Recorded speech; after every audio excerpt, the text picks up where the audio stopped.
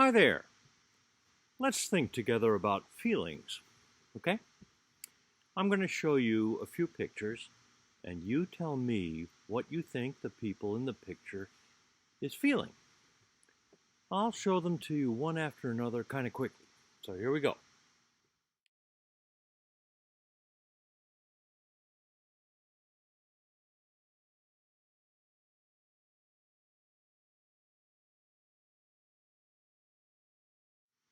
Well, humans feel and express all kinds of emotions all day long. Some are much stronger than others, and we feel those stronger feelings only when something very important happens, like when a baby is born, or a friend or a family member gets married, or maybe you've been in this situation when a pet or a friend or a family member dies. Well, today's story about Jesus is pretty well known. It's the story of Lazarus. You may have heard it in Sunday school or at home. I'm going to show you a short video that tells the story, and we'll talk about it afterward for a couple of minutes. Check it out. God's story, Lazarus. So part of God's story is about how Jesus brought a man back to life, and it goes like this. Jesus had 3 really good friends, Mary, Martha, and their brother Lazarus. One day, Lazarus got really sick. He was so sick that he might die. Mary and Martha knew the only one who could heal Lazarus was Jesus, so they sent someone to find him. They found Jesus traveling and telling people about God.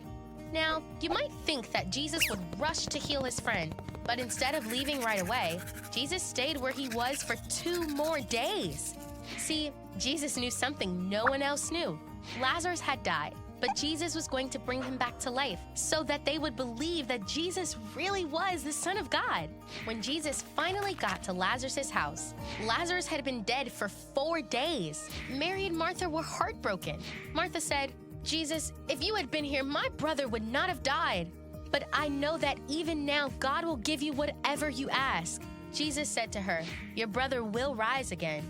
Martha didn't understand at first. What Jesus meant was that he would actually bring Lazarus back to life here on earth.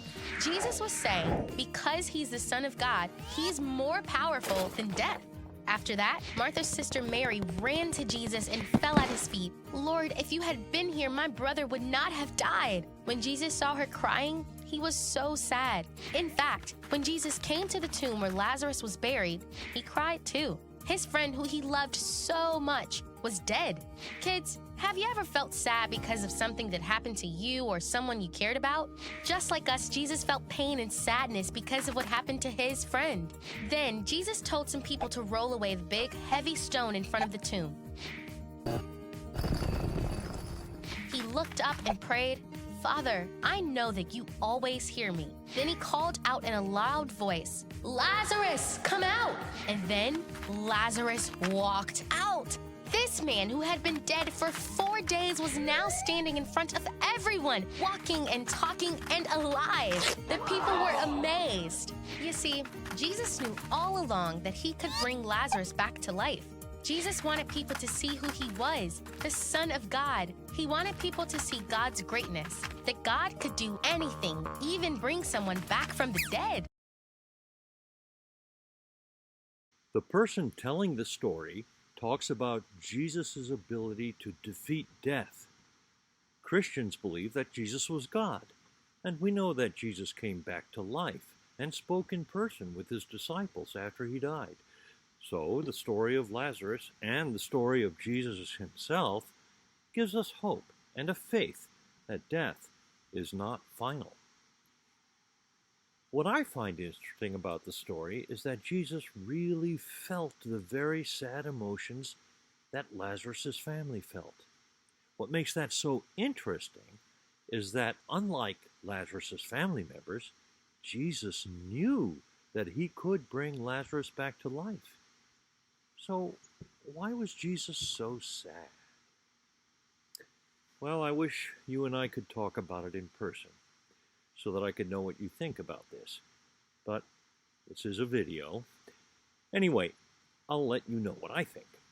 I think the story shows that not only can Jesus and God conquer death, but Jesus and God, because Jesus was God walking on the earth, feel all of the pain and the sorrow and the happiness and the joy that we feel. God is with us all the time. And that's what gives me hope all the time. Oh, by the way, this Sunday this year, November 7th, is All Saints Sunday in the church.